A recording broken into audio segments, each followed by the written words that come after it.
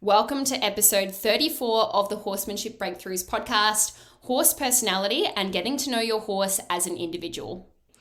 So this is a solo episode by me. I know it's been a hot minute since I've done a solo episode, but as I've mentioned on the podcast before, sometimes I feel a little bit blocked sharing my own individual knowledge outside of an interview per se, because things are always changing. I'm always developing as a horsewoman. I'm always getting new breakthroughs and new insights, deeper insights into horses. And so I feel like, oh no, what if I post that and then I find out a little bit more and I haven't told you guys about that? But then I've also realized that, in my lessons, I give people these breakthroughs and these insights that I already have, and that's helping them. So by sharing a little bit more in these solo episodes, I hope that it helps you and your horse as well. And honestly, it's something that inspires me or helps me to create these solo episodes is when you guys ask me questions. So someone in my Horsemanship Fundamentals Academy asked me a question around horses' personality. So that's what I'm going to be talking about in today's episode. But if you have a question, reach out to me, because most likely if you're thinking about that question, there are other people thinking that as well. And I can hopefully provide you with some helpful insights, because if you've struggled with it, I've probably struggled with it too on my own horsemanship journey, and I've probably come up with some ways to overcome that. So I can help you through that as well. So just reach out to me on Instagram or Facebook. You can just message me on there with your question. There's no silly questions. I love hearing from you guys, so please head on over to do that. Now, speaking of getting in touch with me, I also have some other ways that I can help you, some new freebies that I have just released into the world. So I have got someone did message me asking for a list of all the books and resources that people have mentioned on the Horsemanship Breakthroughs podcast. And I didn't have a list of those. And there have been many resources that have been mentioned on the podcast. And then, so I said, sorry, I actually don't have that list at the moment. And then someone else messaged me asking if I had that list. And I was like, sorry, don't have it. And then more people started messaging me and I was like, okay, I think I need to actually put this list together. So I've put together a list of all the books and resources that people have mentioned on the Horsemanship Breakthroughs podcast, and also the books and resources that I have personally used and recommend. So there's a whole list on those different resources, and there are various categories in there. So it's not just about horsemanship. I've got a list of horsemanship books and recommendations and resources, etc., of course, but I also have some resources on there to do with dressage, to do with biomechanics, to do with horse massage, to do with personal development, etc. So there's like a more of a holistic kind of view or approach on there. So I think it would be really good if you all just jump on over to my website, amaliadempsey.com, and there's a little sign up box for you there. Just enter your email and I will send you that list straight away. Now, the other freebie that I want to mention, that if you sign up to the books and resources list, you'll automatically be added to this. It's my new weekly breakthrough email list. Now, you guys know that I'm all about the breakthroughs in your horsemanship journey, hence the name Horsemanship Breakthroughs. So basically, if you've listened to the trailer to this podcast, you know that the reason why I named it Horsemanship Breakthroughs is because throughout my horsemanship journey, I have journaled about my experience. And of course, there have been times where I've struggled, I've been frustrated, I've not known what to do. But every time I have solved that solution or up-leveled my horsemanship skills, I used to write, or I still do write in capital letters in my journal, breakthrough. Sometimes with like stars and circles and love hearts all around it, depending on how happy I am with that breakthrough. And what I've actually done is I've pulled together all of those breakthroughs and started typing them up. And now I'm sending them out to my email list every single week. So a little bite-sized horsemanship breakthrough that you can take and run with it in your own horsemanship breakthrough. I know that they're going to help you too. They've been huge breakthroughs for me, so I know that you're going to find value in them as well. I actually have plans to eventually maybe even put all of those breakthroughs together into like a book. So I've got over 150 breakthroughs already. So there's plenty of breakthroughs that you can look forward to. So if you want to sign up for that, you can sign up at amaliadempsey.com. If you sign up to the horse books and resource list, you automatically get that, but there is another box if you just want the breakthrough emails as well. And there's also something else exciting coming up. Sorry to bombard you with all these freebies, but I trust that they're going to help you. So some of you know that I'm a qualified physio. Yes, I live a hectic life, currently balancing being a physio as well as a horsemanship coach and training my own horses and doing just life in general. Who knows how I'm going to do all of that when I eventually have kids. But anyway, that's future Amalia's problem. What I'm doing is I'm actually starting to share some of my knowledge around rider biomechanics. So if you're interested in that, you can register your interest at the same website, amaliadempsey.com. If you're curious about that. If I get enough people interested, I'm going to release some rider exercises for free and also a 8-week rider specific exercise program that I've previously developed and for myself basically, and I'm now currently redoing in the hope to share that with you guys as well. So lots of freebies, lots of goodness for you there. Just head on over to amaliadempsey.com. All right, enough of all of that jazz. I want to jump into today's episode all about getting to know your horse's personality. Welcome to the Horsemanship Breakthroughs podcast, a source for riding and training insights with the goal of helping your horse be a light, happy, and willing partner. I'm your host, Amalia Dempsey, a mainstream equestrian rider who discovered natural horsemanship and equine learning theory, and now I help riders like you achieve connection and communication with your horse so you can have more fun and fulfillment whilst prioritizing the partnership. Get more learning resources, including my free connection and communication mini course at amaliadempsey.com. Click the follow button so you don't miss an episode, and if you're enjoying the podcast, please leave me a rating and review or screenshot this episode and share on social media. I hope you enjoy the show. So today's agenda, we're going to be talking about anthropomorphizing, which is probably the most difficult word to say when it comes to horse behavior. Not going to lie, I practiced saying that a few times before I clicked record. I'll probably still get it wrong, so please forgive me, but we'll talk about anthropomorphizing. And we're going to talk about my personal opinion on personality categorization when it comes to horses. We're going to talk about different horse categorizing or personality categorizing systems. And we're going to talk about other ways to get to know your horse as an individual. Now, you've probably heard so many times already on the podcast about trainers treating horses as an individual. And I can relate to this so much because in both of my fields of work as a physio and as a horsemanship coach, everyone talks about treating the person or the horse as an individual. And it is so true. And that is why you need individualized help sometimes, especially when you're having a problem with your horse or if you're in a pain with your body. So often someone will come into the clinic and they're like, yeah, I Googled, this is what I've got, this is my diagnosis, and these are the things that I've been doing for it. And after I assess them, I'm like, this is not your diagnosis. This is not the problem that you've got, and you've been doing the wrong things. This is why you're not getting better. And it's the same with horses, right? So people go, oh yeah, well, I just followed this step-by-step system, but still having this problem. Why is that? And it's usually because you're not actually treating the horse as that individual. You're not actually reading your horse appropriately. You're missing those little pieces that help you connect with your individual horse. So that approaching your horse as an individual is so, so, so important.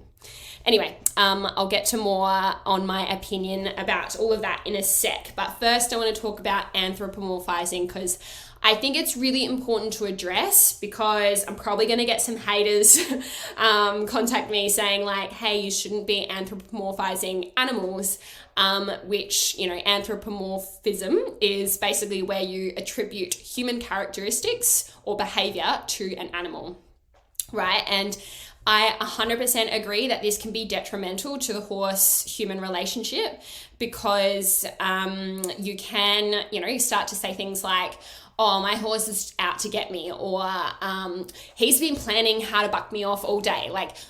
You need to understand that horses don't have some of the reasoning capabilities that humans have. And there's actually a really good book on that's called Horse Brain, Human Brain. So if you want to understand more of the differences around how we think and operate differently from a brain perspective, then definitely check out that book. It's on the book list if you want to have a look at heaps of other books on there. Anyway, so I've already told you about that. Going back to anthropomorphizing. I get it. I totally get it that it can be done in a way that's detrimental, where people start to blame their horse and just create kind of these negative human emotions and reasonings like they put that onto the horse, and that's not what I'm about at all. I do think that anthropomorphism can be helpful because it helps you connect with your horse. Like it helps you, if without it, I feel like it's a very, you're kind of closing yourself off to the horse. Like you're lacking that kind of connection that, you know, we're humans. We like to interact. We like to talk. We like to, like connect with other living beings. And I think if you completely shut yourself off from anthropomorphizing or putting human qualities on your horse, you'll feel a block there. So this episode is for anyone who wants to understand their horse better and connect with them on a deeper level, plus start to think about how you can adapt your training to suit the individual horse. So I do think that anthropomorphizing can actually help you do that. Just by you being able to, like, we can't deny the fact that we're humans. We think like this. Like, it's a two-way street. We need to respect how the horse is naturally as a species, but we also need to respect how we are as a species. And by us placing some positive attributes to the horse from our perspective, from our lens, that can help us to connect with our horses a whole lot better. Anyway, so yeah, just a disclaimer there. Apologize to anyone that disagrees, but hey, you don't have to agree with me. Not everyone is going to agree with me, and that is totally fine. I also want to say that before I really put some thought into my horse's personality or my horse being an individual, I never used to really even consider it. I never used to think, like, how are my horses different? Like, this is a long time ago now, but I always used to just think they were kind of the same. They all operate the same. I'm going to train them all the same. I have the same routine for all of them. I never really thought about how to adapt my training to that individual horse. So I've been there where I've just thought, like, oh, they're all the same. They all like and dislike the same things. So my opinion on horse personality has changed over the years. So I'm going to talk to you a little bit about, maybe I'll start actually with the different horse categorizing systems, just to give you a bit of context, because some of you may not actually know that this actually exists. So according to my current knowledge, there are two main horse personality categorizing systems that I know of and have personally used. The first one is the Pirelli horsenality system. You might have heard of people talking about their horse as left or right brain, or introvert or extrovert. Now, obviously, that's not my system. I didn't create that. You can Google that and look at Pirelli if you want to know more about that specific system. But just to give you a little bit of an overview, and I'm pretty sure this is used in human categorizing like personality as well. So left brain means that you tend to be naturally quite confident. You're a thinker. You are in horses, they tend to be like quite playful. They tend to be quite like mouthy. They like to express themselves through their mouth. And yeah, they just seem really switched on. Whereas right brain horses / humans tend to be a little bit more emotional. They tend to react a little bit more before like thinking things through. So yeah, they're just that little bit more kind of sensitive. Then you've got your extroverts who, you know, they're like, again, playful, they're out there, they're like energetic, they're sometimes people describe these types as kind of like naughty, right? Even though you guys know that I don't agree that any horse is naughty as such. They're just either suffering confusion, fear, pain, or frustration. And then we've got your introverts, and they tend to be people or horses who are they kind of keep to themselves. They're a little bit less social. They're a little bit quieter. They don't express their opinions as much. And yeah, they tend to they're probably more prone to like shutting down or being non-responsive. So that's just a global kind of overview of the Pirelli horsenality system. Again, you can check out Pirelli to find out more. Even like you can even Google image the Pirelli charts and you can kind of work out what your horse's horsenality is on there. Another horse personality method that I know about is the book Is Your Horse a Rock Star by Dessa Hockley. What I really like about Dessa's book is there are 16 different personality types for different horses. And I like that because, my belief is that every horse really is a unique individual, and I think it's very hard to put them into one of 4 boxes, but 16, there's a lot more variation within that. So I also really love the beautiful creative drawings that she has of the horses for each personality type. And the descriptions are really in depth, and I really like the quiz that is in the back of the book that you can take as well. And once you answer all the questions, there's like 50-ish questions, you can add up the scores and work out which category your horse fits into. And I'll tell you in a minute about my thoughts on personality categorization. I was a little bit hesitant at first, but I got the book and read it, and there's heaps more different personality types within that book. So I found it really interesting. And there's a little quiz in the back of the book that you can fill out to work out what kind of personality type your horse is.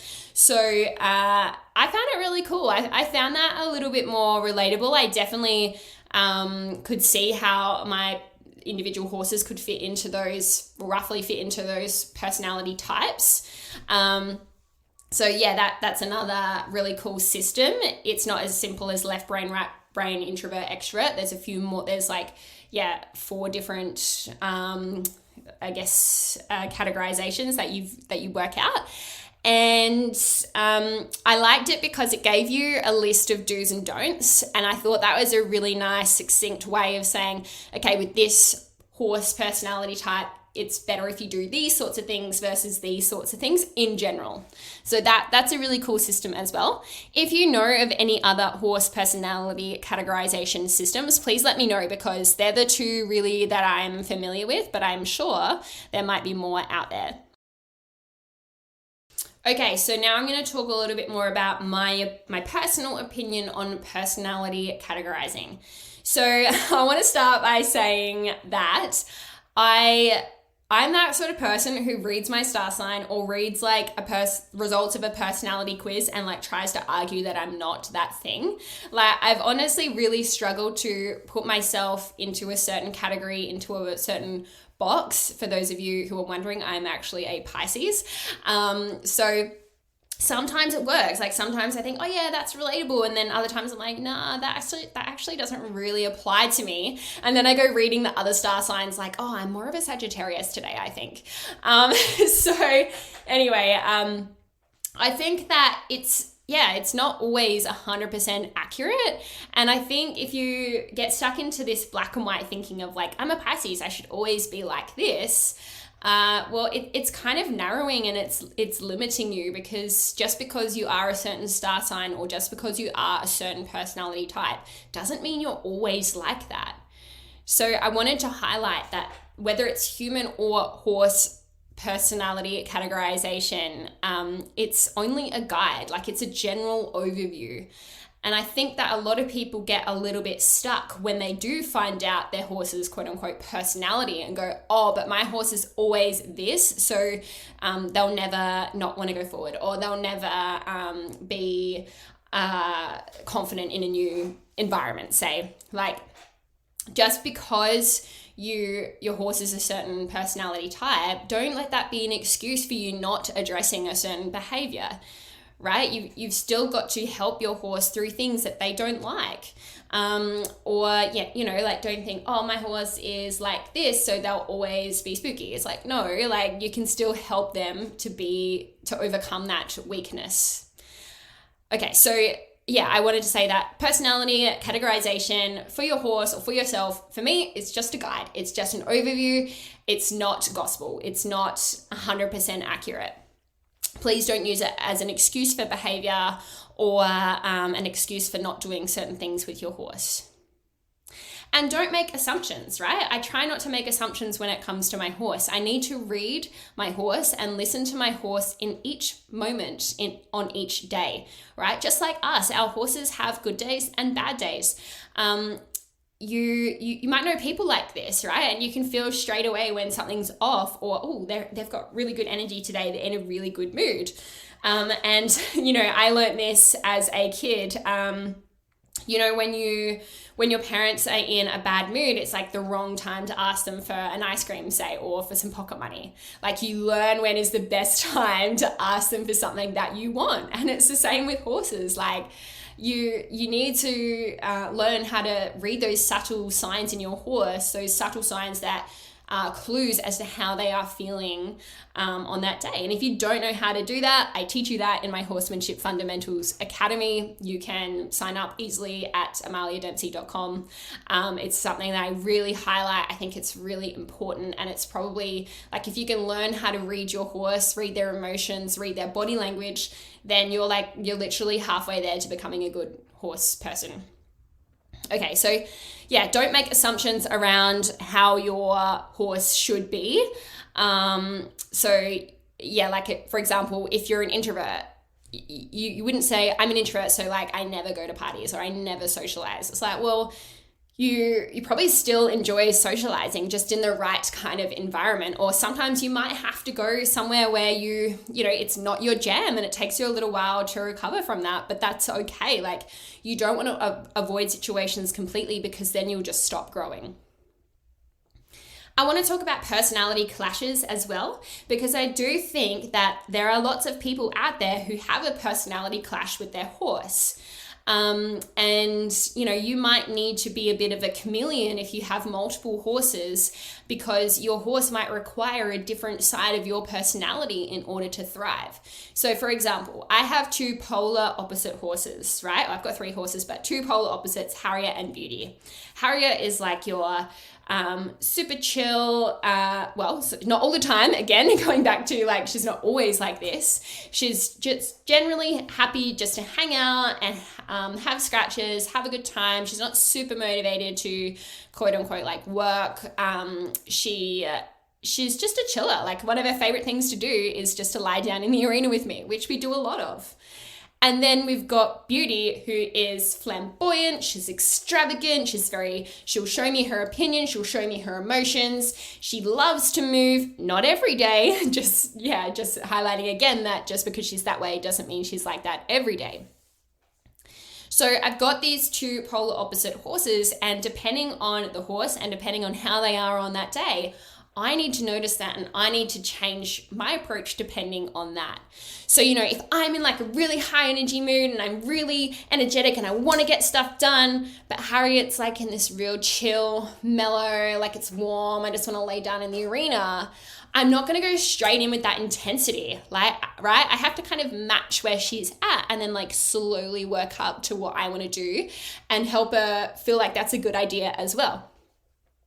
Same with Beauty, like if she's like really flamboyant and crazy and like, yes, like I'm so excited, I can't be like the complete polar opposite, because it's probably going to be a bit frustrating for her. Sometimes that can actually work just to confuse you a little bit more. But yeah, I think the main point I want to make here is you kind of just got to notice what your horse is like from day to day, and notice how your personality, how your innate characteristics might be influencing them as well. So if you've only ever worked with one horse, or you've only got one horse, you can be kind of a little bit skewed in how you think horses operate or behave, because I've come across lots of different horse personality types now.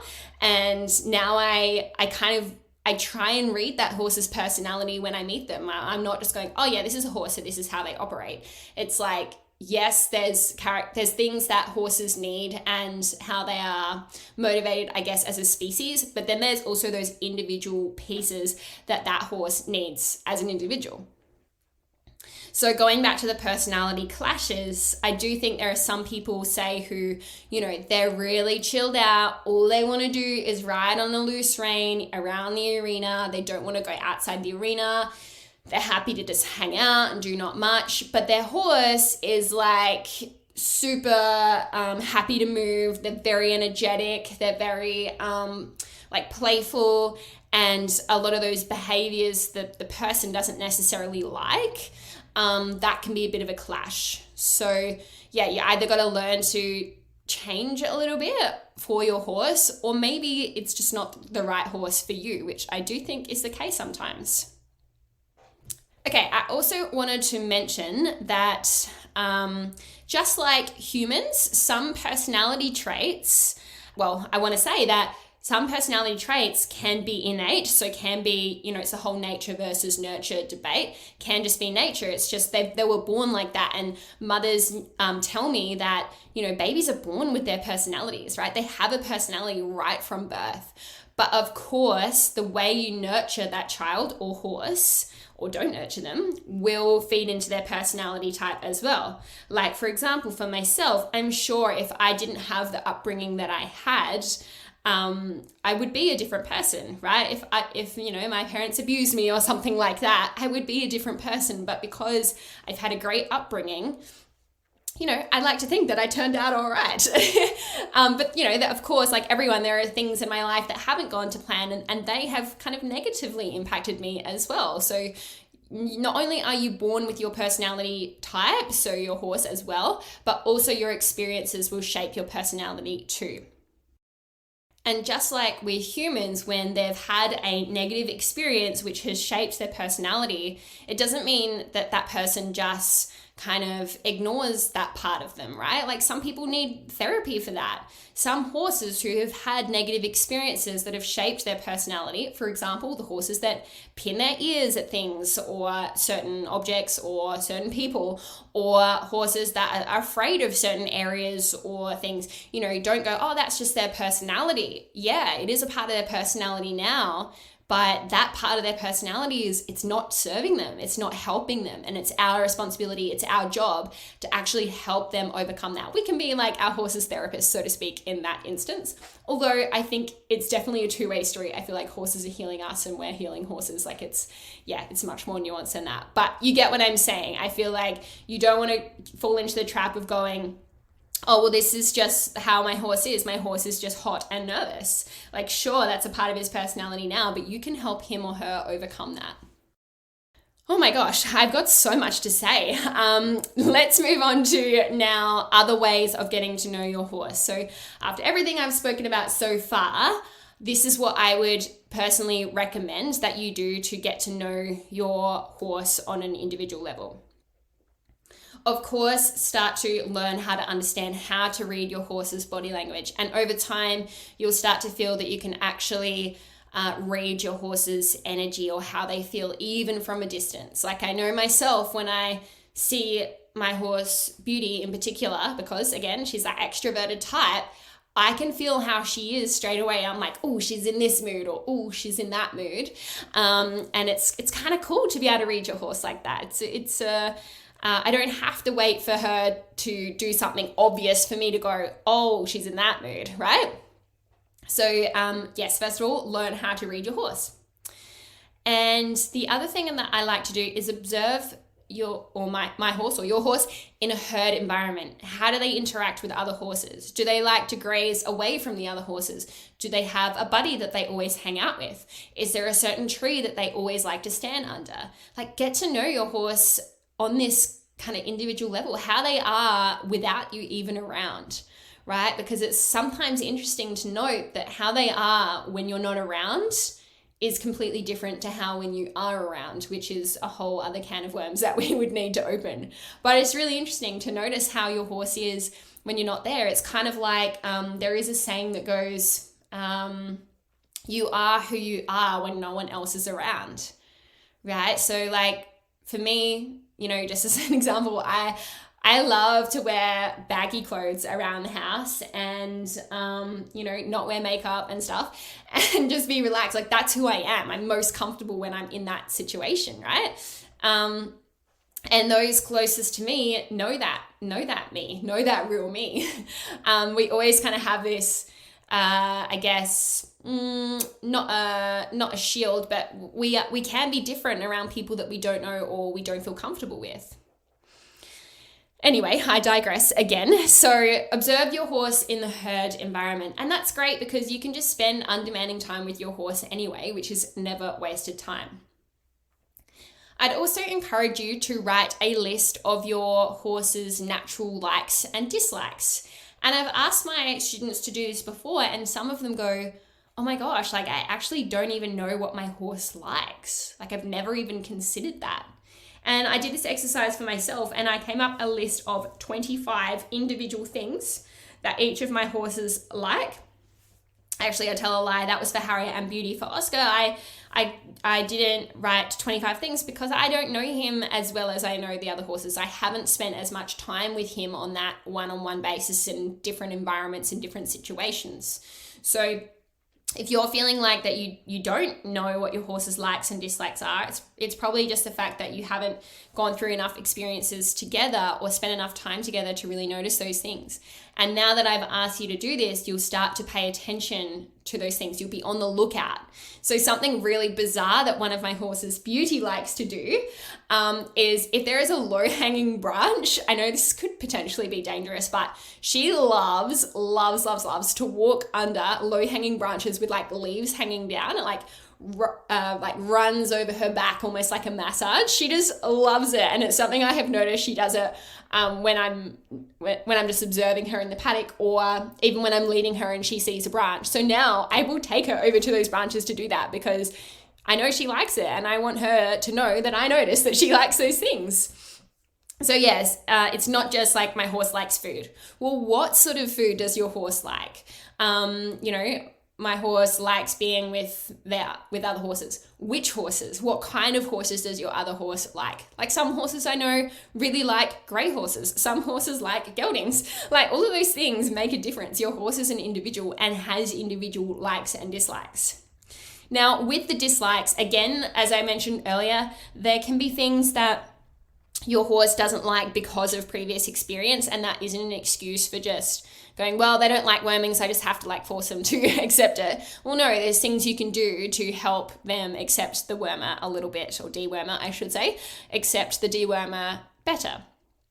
But anyway, I just wanted to say that so that you are aware that your horse's dislikes can be changed. The other thing that is a useful exercise when getting to know your horse as an individual is writing down a list of your horse's characteristics. And I like to think about, you know, what kind of character, what kind of person would my horse be in like a high school environment? Like, are they the jock? Are they like the strong athletic type who's like, I'm too cool for school? Or are they the, you know, the girl next door, like who's really sweet and nice, but a little kind of introverted? Or are they, you know, like the, you know, the main character in Mean Girls? Like, are they one of those who's just like, everyone look at me, I'm amazing, aka my horse Beauty. So yeah, I think it's kind of handy and playful and fun to think about your horse. What kind of character would your horse be in, you know, High School Musical or whatever, or Mean Girls? And yeah, so I think that's just fun. Again, you're not, technically we are anthropomorphizing there, but it's in a helpful way. It's like trying to connect to your horse on that level of who are they as a horse, not just who are they as a species. The other thing that I like to do is think about what kind of musician my horse would be, right? For example, Harriet, she's like your Missy Higgins, right? And sometimes I call her Missy Higgins. I have multiple nicknames for my horses, but that's another story. So, you know, Missy Higgins, she's soulful, she's deep, she's like, she likes that deep connection. She's, like goes with the flow. She's emotional, like it's all, the feel. Hopefully you know Missy Higgins. Nora Jones is another sort of similar vibe. And then, Britney, she's like, Beauty is like Britney Spears. She's like, very out there and very look at me, and then, also goes through periods of, I guess issues where she needs help. So there's that as well. Like, I think it's kind of cool to connect your horse to a certain musician. Wow, I'm probably really going to upset those that don't like anthropomorphizing with this episode, but sorry for you guys that don't like it. But anyway, summary of how to get to know your horse as an individual and horse personality categorization. So first of all, I want to say, well, let's just recap on what I've spoken about today. So first of all, anthropomorphism is not a dirty word. When it's done mindfully, it's totally okay and actually helpful for humans to connect with horses. Secondly, it's a guide. Your horse probably won't fit perfectly into a box every single day. Don't get stuck trying to make them fit into a certain category and always think that they should be a certain way. Don't make assumptions. So I always say, play with the horse, work with the horse that shows up on the day. Learn to read your horse and how they are in each moment. I think it's good to be aware of the different categorizing systems so they're out there. So when people talk in that way, you understand what they're saying. And really make it a priority for you to get to know your horse. Spend some time observing your horse in a herd environment. Spend some undemanding time with your horse. The whole point of getting to know your horse's unique personality is so that you can tailor and adjust your training to suit the individual horse. And just like humans, the whole idea from today is just like humans, horses are individuals and need to be treated as such. So I hope you really enjoyed today's solo episode all about horse personality and getting to know your horse as an individual.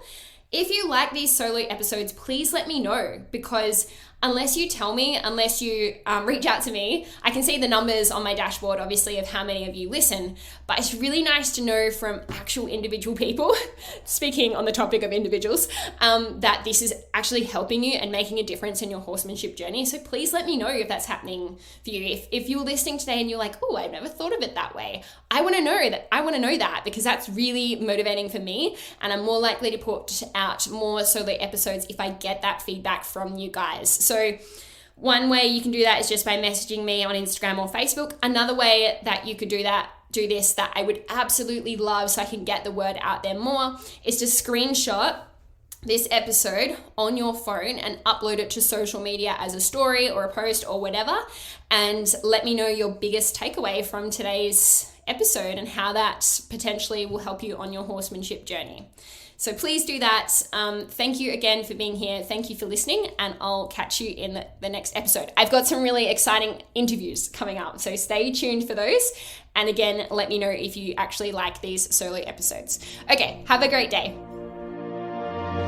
Thanks for listening to the Horsemanship Breakthroughs podcast. Make sure you hit the follow button so you get notified every time a new episode is released. And if you've learned even just one small thing from today's show, I would really appreciate if you could leave a review on Apple Podcasts or screenshot this episode and share it on social media. You can connect with me on Instagram at Amalia_horses or my website amaliadempsey.com, where you can find free resources to help you on your horsemanship journey. That's all for today. Thanks for being here. Remember to train with kindness and ride with excellence, and I'll see you in the next episode.